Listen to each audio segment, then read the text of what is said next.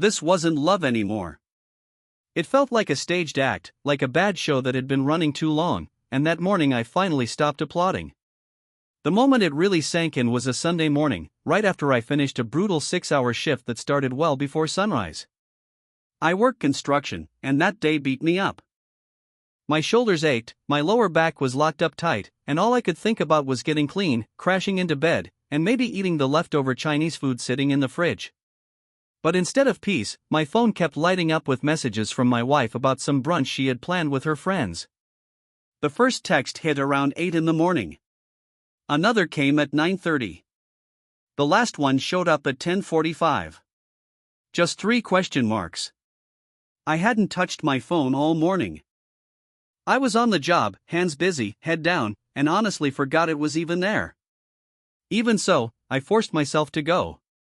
At 11:23, running on pure exhaustion, I pulled up to the restaurant. All I wanted was rest, but I went anyway. That's what marriage is supposed to be, right? You show up even when you're completely wiped out. I stopped by the house first, took the quickest shower of my life, pulled on clean jeans and a shirt, then drove from the valley over to West Hollywood. Parking was a nightmare, like always, so I ended up 4 blocks away. Typical weekend near sunset. That walk gave me time to slip into the role I always played around her friends, the blue-collar husband who never quite fit. Her crowd worked in marketing, PR, real estate. Jobs that came with flexible schedules, Sunday brunches, and last-minute spa weekends. From halfway down the block, I could already hear them laughing. Loud, exaggerated, attention-grabbing laughter. I should have turned around right then, but I didn't. The patio was slammed. Every table had mimosas, plates stacked with fancy toast and eggs that cost more than I made in a couple hours. The sun was blazing, and everyone looked like they had all the time in the world. Couples taking photos of their food, groups of women in expensive sunglasses, West Hollywood brunch in full effect. My wife was sitting at a corner table with 4 of her friends. I'd met every one of them before. She didn't stand up when she saw me. No smile, no wave. Just a lazy flick of her hand toward the one empty chair, like I was late to something she was hosting. Not like I'd been working since before dawn. I took the extra chair, the obvious last-minute addition, and barely got a nod from anyone. They were already deep into planning a girls' trip to Palm Springs. They talked about spa reservations, hotels, whether they should rent a house. Numbers were flying around that added up to more than I made in a month. I caught the waiter's attention and ordered black coffee. No one asked how work was. No small talk. Nothing. I might as well not have been there. I checked a couple work messages on my phone, slipped it back into my pocket, and half listened as they went on about poolside cabanas and VIP services. My wife was in her element. She talked fast and excited, hands flying, sloshing her drink around like she was having the best day of her life. Eventually, one of her friends, Emily, I think, finally glanced in my direction. Short blonde hair, worked in something vaguely related to real estate. We'd crossed paths plenty of times but never really talked. "So, how's work?" she asked, in a tone that said she didn't actually want the answer. Before I could even open my mouth, my wife cut in without looking at me. "He's always working. I feel like I'm alone most of the time," she said, taking a sip of her drink. The table erupted.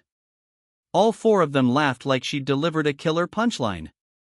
It wasn't funny. It was a cheap shot.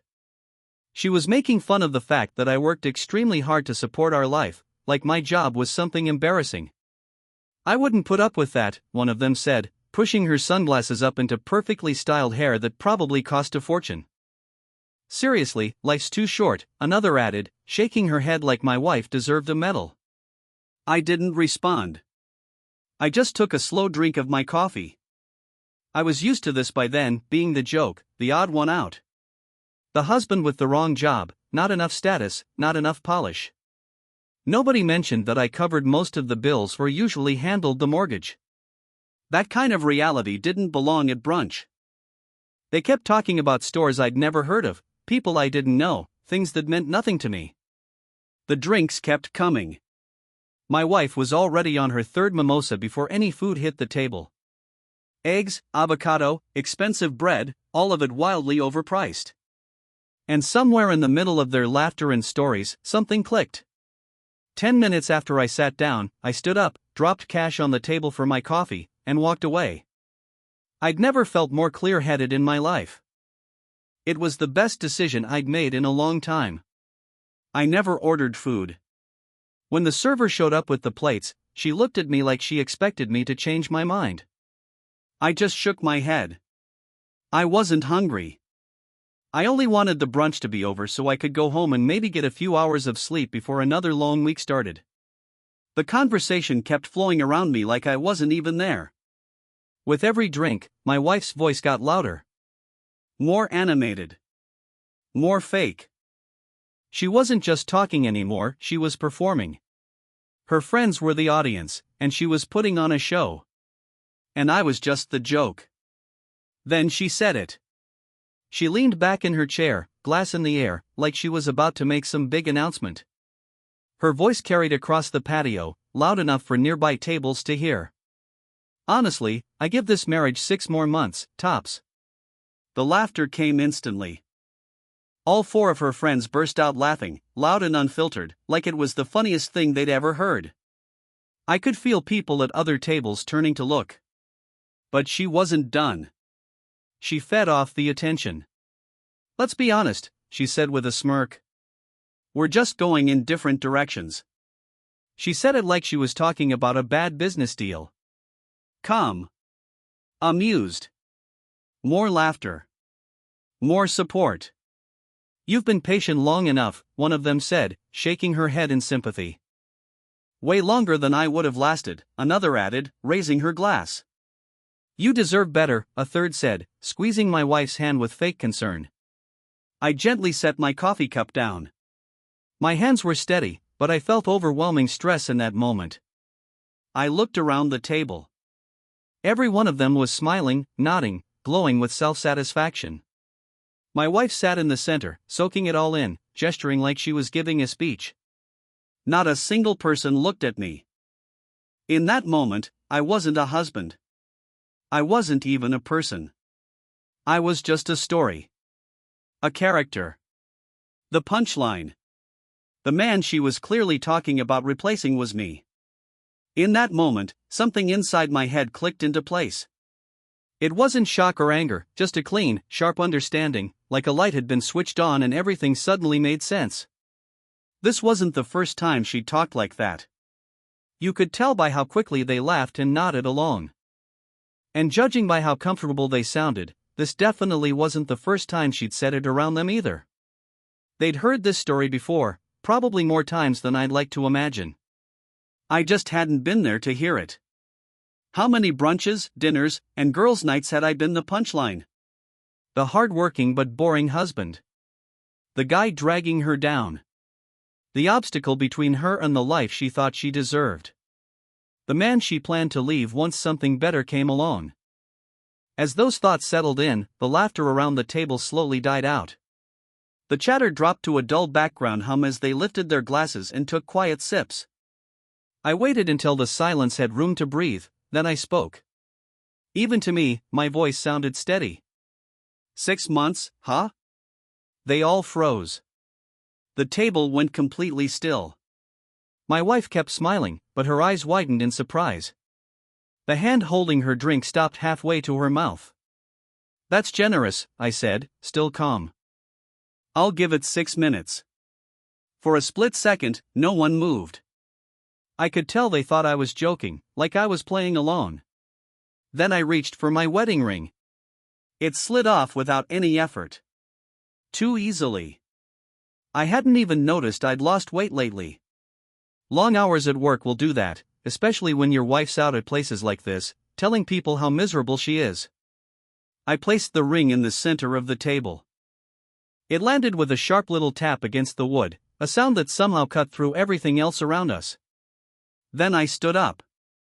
The chair scraped loudly against the patio floor, harsh and impossible to ignore. Still, no one said a word. The silence was complete. I could hear forks clinking at nearby tables, a phone ringing somewhere, cars rolling by outside in the warm evening air. But at our table? Nothing.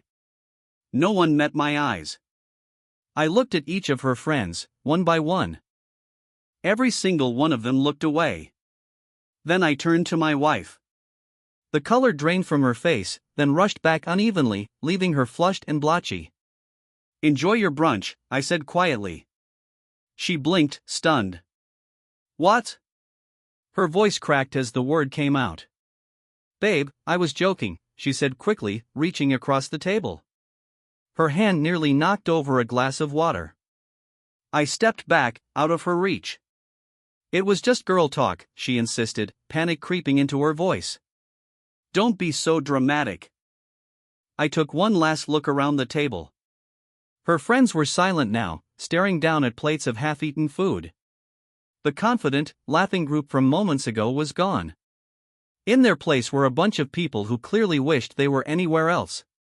"6 months is kind," I said, my voice still calm, though it didn't quite sound like my own anymore. 6 minutes is honest. The ring's paid for. Keep it or sell it. I don't care. I'm done. Then I turned and walked away. I didn't rush. I didn't slam anything or make a scene. I just walked, slow and steady, weaving past tables as other diners started to notice something was happening. I heard my wife call my name once, sharp and desperate, followed by the scrape of her chair as she stood up too fast. People were staring now, but I didn't look back. I kept going past the host stand, through the front door, and out into the sunlight. The Los Angeles sun hit me full on, bright and hot. I put on my sunglasses and headed toward my truck, parked a few blocks away. My pace stayed even, not fast, not slow, just steady. Like it was any normal Sunday. Not the day I walked out of my marriage in a packed restaurant. Behind me, the door flew open. I heard her voice again, shouting my name, louder and more frantic this time. I didn't turn around. I didn't slow down. After half a block, her voice disappeared. Maybe she stopped following me. Maybe traffic swallowed the sound. Either way, it didn't matter.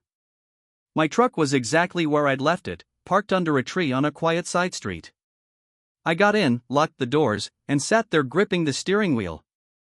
That's when my body finally caught up with what had just happened. My hands started shaking. The adrenaline I'd been holding back crashed all at once. My heart pounded, my chest tightened, and my breathing went shallow. I forced myself to slow it down. In through the nose, count to 4. Out through the mouth, count to 4. Something I'd picked up years ago in a work stress seminar. It helped, a little. A few minutes passed, and then my phone started buzzing. Her name lit up the screen. I declined the call and stared at the phone in my hand. I couldn't stay there. She knew my truck. She had a rough idea where I usually parked. She might come looking. I started the engine and drove, no destination in mind, just away from her. I ended up in a Target parking lot a couple miles out. I parked way in the back, far from everyone else, shut off the engine, and sat there in silence. The phone wouldn't stop vibrating. One buzz after another. Finally, I looked. 8 messages. Where did you go? Come back right now. This is ridiculous. You're embarrassing me. Please, can we just talk? Answer me. They kept coming. Then the calls started again. I let the first one ring until it went to voicemail. Then another. And another. I didn't answer any of them. Finally, one new text came through. Please, can we just talk? I stared at that one longer than the rest. The lowercase please looked rushed, shaky, like she'd typed it through tears. I could picture her sitting there now, friends gone, mascara streaked, face red, stuck with the bill and the silence. I typed a short reply. Nothing left to talk about. I hit send. Almost immediately, the phone rang again. She must have been watching her screen. I hesitated, then answered, even though I knew I shouldn't have. Where are you? Her voice was thick with crying. I could hear traffic and passing cars behind her. She was probably still near the restaurant. You can't be serious, she said. Everyone is staring at me. You humiliated me. That's not my problem anymore, I said. My voice sounded flat, distant, almost empty. You're really throwing away our marriage over one stupid joke? You already threw it away, I said quietly. I just stopped pretending it wasn't over.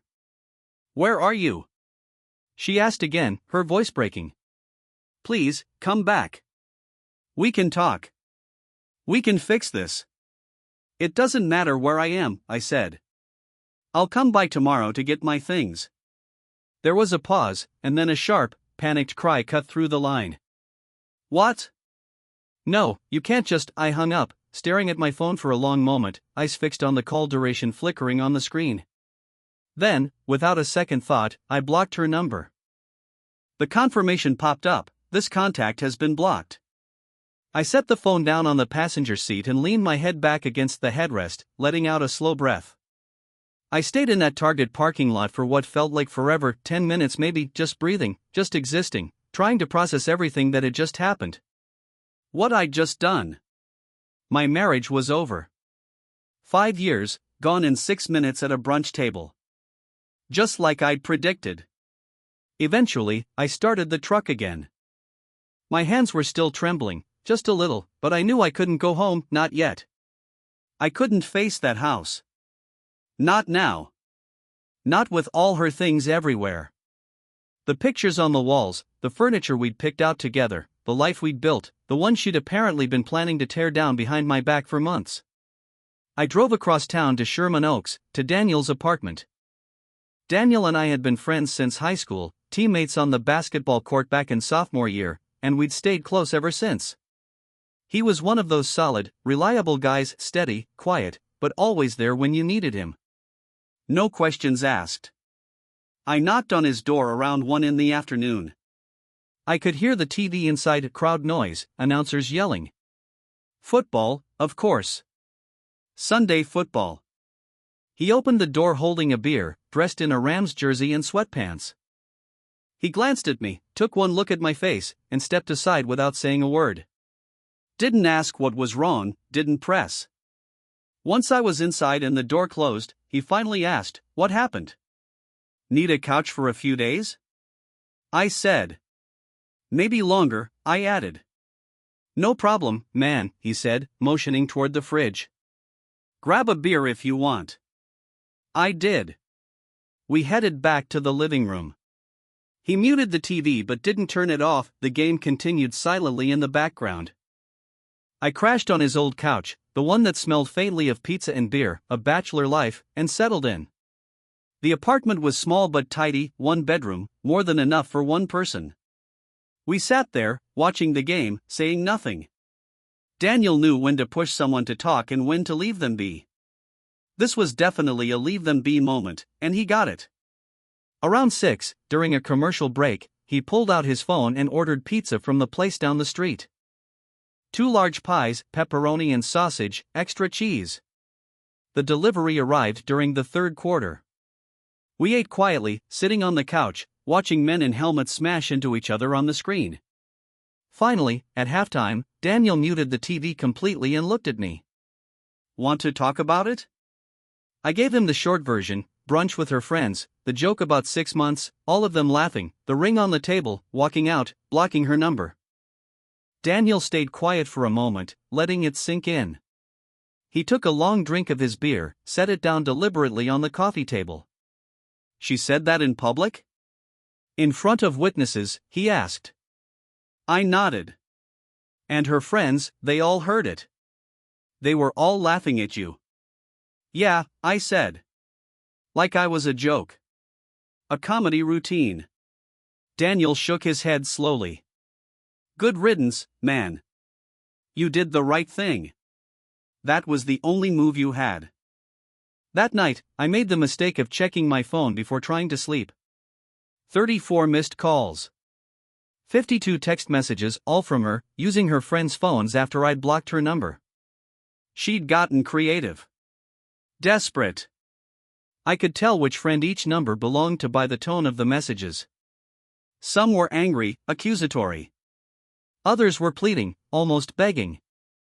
A few tried to sound reasonable, like they were the voice of reason. Then there was Emily, harsh, uncalled for. I didn't respond. I just scrolled through each one slowly, reading carefully, feeling more certain with every message that I'd made the right call. This wasn't love. Not even respect. This was someone panicking because their plan had blown up spectacularly.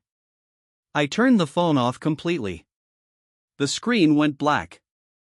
I lay down on Daniel's couch, wrapped in the blanket he'd given me, staring at the ceiling in the dark, trying to sleep. It didn't work. My mind kept replaying the moment on repeat, her voice, I give this marriage 6 more months tops, the laughter, the way none of them even looked at me like I existed. I must have fallen asleep eventually because sunlight woke me. My phone buzzed. I turned it back on at some point, without thinking, muscle memory. 6:47 a.m. A text from an unknown number, this is Olivia from yesterday. Can we talk? It's important. Olivia.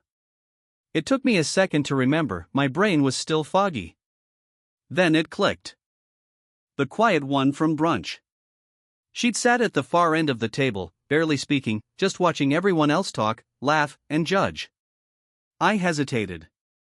Showed the text to Daniel, who emerged from his bedroom with hair sticking up every which way, wearing boxer shorts and a holy t-shirt. He read it, shrugged. Might be worth hearing what she has to say, he said. Could be useful for whatever comes next. I typed back, about what? Her reply was instant. Not over text. Coffee. 8 a.m. At Starbucks on Ventura. I agreed, cleaned up in Daniel's bathroom, borrowed a clean shirt, my stuff wasn't there, and drove over, arriving 10 minutes early, jittery with nervous energy. I ordered a black coffee and picked a corner table where I could see the door. Olivia arrived exactly at 8, right on time. She looked different, completely different, than she had at brunch. Less polished, less put together. Hair in a simple ponytail, no makeup, jeans and a sweatshirt. She looked like she hadn't slept much either, dark circles under her eyes. She sat down across from me without ordering anything, didn't even glance at the counter, just folded her hands on the table and looked me straight in the eye. I couldn't sleep last night, she said. What happened yesterday? I asked. You need to know some things. Actually, several things. Important things. I waited, taking a slow sip of my coffee, letting her start. This isn't the first time she's said things like that about you, Olivia said quietly, her voice steady, controlled. She's been talking about divorce for months, since April, at least, maybe longer. I'm not sure exactly when it started. 4 months? My stomach dropped. Cold. How do you know that? She told us. The whole friend group. She's been consulting with a lawyer, getting advice. She told us everything, every detail. Olivia's hands were clasped tightly together, knuckles white. She said she had a plan. That she wanted you to be the one to end it, to walk out first. Said it would help her case in court if it came to that. I set my coffee down, suddenly feeling shaky. Help her case how? If I left first, she could claim abandonment, make me look like the bad guy, the one who gave up. Every step had been carefully thought out. Olivia reached into her purse and pulled out her phone. She's been telling us stuff about you for weeks. Months, really. That you're controlling, financially withholding, emotionally distant and cold. Making you look like a villain. But my husband, she continued, he knows you. Not well, but through mutual connections. And what she was describing didn't match up at all with what he'd heard about you. Last night, Olivia said, after what happened at brunch, I asked him directly. He told me you were nothing like she described. That you're a good guy, reliable, solid, hardworking. She turned the phone toward me so I could see the screen. Yesterday, when you left that ring on the table and walked out, something clicked for me. That took real courage. Real strength. And she didn't expect it. She thought you'd just take it, like always. That's exactly what she told us. She thought you were predictable, that you'd never actually leave. I squinted at the screen. Screenshots of a group chat I hadn't been part of. My wife's number at the top of each message. Planning the exit strategy in detail, discussing which lawyer to use, dividing assets, joking about patience, making jokes at my expense. One message made my jaw tighten involuntarily. He's so predictable, he'll probably just take it and not even fight back. By the time he realizes, it'll be too late. This is going to be easy. Why are you showing me this? I asked, looking up.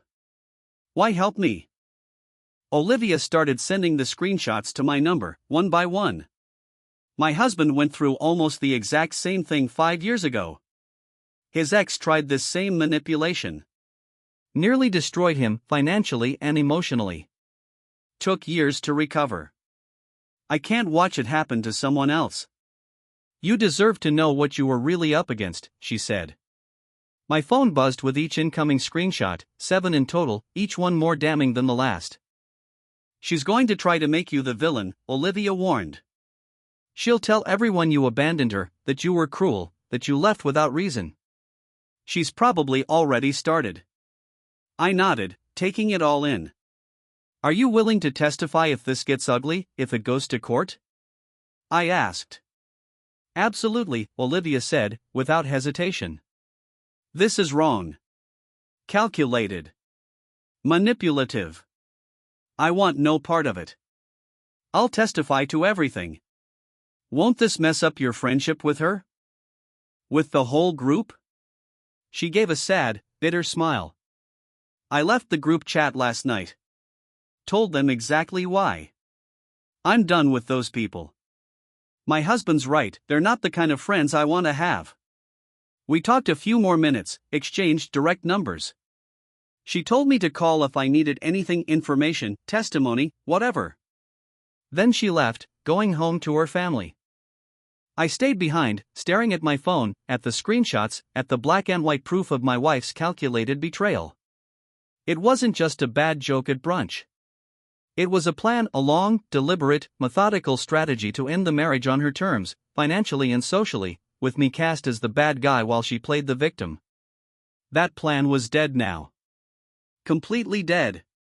By afternoon, I was sitting in a Beverly Hills law office, surrounded by expensive furniture and framed diplomas. Daniel had recommended his cousin's divorce attorney. The consultation fee made me wince, but it was worth it. The attorney, Miss Thompson, was older, all business, no nonsense. She reviewed the screenshots on my phone with a completely neutral expression, like she'd seen this hundreds of times before. You left the relationship publicly and decisively, she said. She's been planning this for months. Based on these messages, this is actually very good for you, believe it or not. She explained the strategy: file immediately, don't wait for her to make the first move. Request separation of assets with evidence of premeditated manipulation. No-fault divorce, but protected from false claims. She wanted you to look like the bad guy, Miss Thompson said, leaning back. Instead, you stand up for yourself. That makes a huge difference in court. A very big difference. The whole process was expected to take 4 to 6 months to finalize, assuming she didn't put up too much of a fight. Ms. Thompson would handle all communication from here on out. My job was simple: cut off all contact with my wife and let the attorney deal with her and her lawyer. I walked out of the office feeling strange. Lighter, maybe, or just numb, it was hard to tell. That same afternoon, I opened a new bank account at a different bank, switched my direct deposit with HR, and got a PO box for mail, just to make sure she couldn't intercept anything. By Tuesday morning, a professional process server had delivered the divorce papers to her. Tuesday afternoon, Daniel's phone started ringing. My wife was trying to reach me through him now. I could hear her pleading through the speaker, "Please, just tell him to talk to me." Daniel glanced at me. I shook my head firmly. "He's got nothing to say to you," Daniel said, then hung up before she could respond. Wednesday evening, I went to collect my things from the house. Ms. Thompson had set it up officially, scheduled the time. I brought Daniel along for support and requested a police escort, just in case. I wasn't sure how she'd react. When we arrived, her car was in the driveway. She opened the door before I even knocked. She looked worn out, broken even. No makeup, sweatpants, hair thrown up in a messy bun, completely different from the polished woman at brunch just days ago. "Can we please just," she started, her voice cracking. But the officer with us stepped in firmly. "Ma'am, he's here to collect his belongings as arranged. Please allow him to proceed." It took about 40 minutes to gather everything: clothes from the closet, my laptop and chargers, personal items from the bathroom, and tools from the garage. Daniel helped me load it all into his truck, running back and forth while my wife stayed in the doorway, crying, mascara streaking down her face. On my last trip, she grabbed my arm, desperate. "I didn't mean any of it," she pleaded.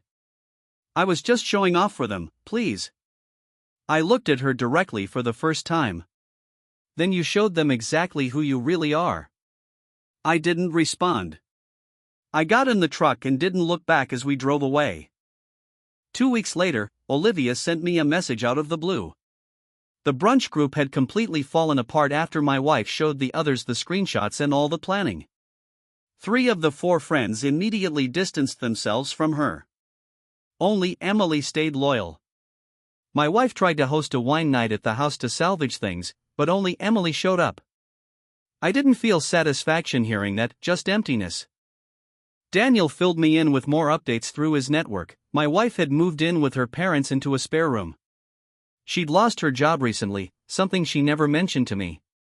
That explained part of why the divorce had been planned so carefully. She wanted to secure assets before anyone knew she was unemployed. Her credit card debt was higher than I'd realized, much higher.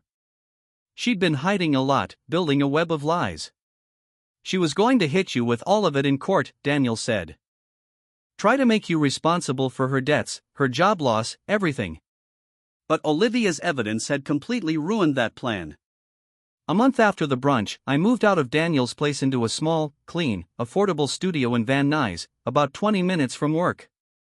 I picked up extra shifts whenever I could and started saving aggressively. My routine became simple: work, gym, home, sleep. Quiet, clean, peaceful. The weirdest part was the peace itself. I hadn't realized how exhausting the marriage had been until it ended, until I was free. Of course, my wife somehow got my new number, probably through someone at work. A single text appeared: "I'm sorry. Can we just talk? Please? I miss you." I blocked it immediately. A week later, she showed up at my work parking lot, sitting in her car. I saw her from across the lot and called Ms. Thompson. Before I even approached my truck. The next day, my attorney sent a cease and desist letter. After that, I didn't hear from her again. 3 months in, Ms. Thompson called with an update. "She's trying to claim you abandoned her financially," she said. "But the evidence proves the opposite. You consistently paid 70% of the bills. You were the primary earner." Her hidden job loss shows she was the one being deceptive. The judge isn't impressed with her case at all. The settlement came together quickly after that. I kept my truck, my personal items, and my savings account. She got the house, though there was barely any equity, and she would have to cover the mortgage herself. She also took on all her credit card debt, every last cent. No alimony. Clean break. Done. We signed in separate rooms at the courthouse. I never saw her that day. 4 months after the brunch, my supervisor pulled me aside. "We're creating a new team, a lead position with better hours and a salary instead of hourly. You interested? I think you'd be great for it." "Yeah," I said. "Definitely interested." 2 weeks later, the promotion was official. The first thing I did with the raise was move into a nicer apartment in Studio City, a 1-bedroom with a small patio. First place that felt entirely mine. One Saturday morning at Trader Joe's, I ran into someone from work, Chloe. I'd seen her around the distribution center, but we'd never really talked beyond a polite hello. She was in the produce section with a friend, laughing about avocado prices. She recognized me and smiled. "Hey, you're in distribution, right? I've seen you around." We started talking casual, friendly, easy. She was funny, warm, and didn't pry into my personal life. Her friend made a very obvious excuse to leave, giving us space, which we both noticed. Chloe looked at me. "This might be forward, but want to grab coffee after checkout? There's a place right next door." I was surprised but said yes. "Sure, that'd be good. I'd like that." We ended up talking for an hour at the coffee shop. We talked about work, trivial stuff, books, movies, music, whatever came to mind. She never brought up my divorce, even though it was obvious she knew. Apparently, the whole office did. I didn't volunteer any details. Still, the conversation felt effortless, like it had a rhythm of its own. It was comfortable, something I hadn't felt in years. When we wrapped up, she said, "This was really nice. Want to do it again? Maybe dinner next time?" "Absolutely," I said, and I meant it. In the weeks that followed, we kept seeing each other, casually but often. Dinner dates, movie nights, weekend hikes at Runyon Canyon. Being around Chloe was easy, no drama, no tests, no games. She was genuine, simple, honest. One night, at her place, she asked, "Are you really okay?" I paused, actually thinking about it for a moment. Some days I was. Some days I wasn't.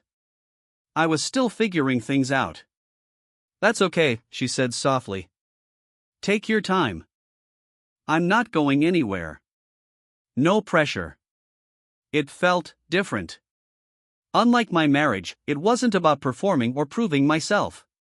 It was partnership, equality, mutual respect. 6 months after that brunch, I bumped into Olivia at Target. She was with her kids, 2 energetic little boys running everywhere. But when she saw me, she smiled, real and warm. "Hey, how are you? You look good," she said. We chatted for a few minutes. She filled me in on life: husband got a promotion, kids starting a new school year, adjusting fine. "I heard things are going well for you too," she said. "New job, new place. I'm really happy for you. You deserve it." "Thanks," I said, meaning it. "What you did, it changed everything. Honestly, saved me." "Just did the right thing," she said. "Besides, she's not someone I'd want in my life anyway. Neither are those other women." Before we said goodbye, Olivia looked me over carefully. "You look happy. At peace." And she was right. I was. Months earlier, Daniel had mentioned over beers that he'd heard about my ex-wife still living with her parents, working part-time, dating briefly, posting online about her victimhood. Engagements were down, people losing interest. "You don't care at all?" Daniel asked. "Not even a little," I said. And I meant every word. 7 months after that brunch, Chloe and I were at my apartment, cooking dinner together. Sundays had become our easy routine. She chopped vegetables at the counter while I stirred sauce at the stove, tossing in herbs. "Do you ever think about that day?" she asked. "The brunch where it ended?" I nodded. "Sometimes. Less than before, though." I paused, tasting the sauce. "Honestly? Best thing that ever happened to me." Weird, but true. "How's that?" she asked. It made me stop settling. Stop making excuses for someone who didn't respect me. Finally made me choose myself. Chloe smiled, went back to chopping. We worked in silence for a while, comfortable just being. Later, we ate on my patio. City lights twinkled. Conversation drifted between nothing and everything. Comfortable pauses, laughter, easy silence. This was what it was supposed to feel like: honest, present, no performance, no scorekeeping, just 2 people building something real. My phone buzzed. "Work email." "Work stuff?" Chloe asked. "Yeah, nothing urgent." Can wait. I set the phone aside, returning fully to her. Tomorrow, I'd go to my job, earned with my own hard work. Come home to my place, built myself. Maybe see Chloe. Maybe not. Either way, I'd be okay. Because I'd learned something crucial: you can't build a life with someone secretly planning your exit. You can't force respect through love. And you can't win a game you didn't even know you were in. But you can walk away. Start over. Build better. Not from anger. Not from revenge. Just quiet certainty that you deserve better, and then build that life, one day at a time, one choice at a time. That's exactly what I did.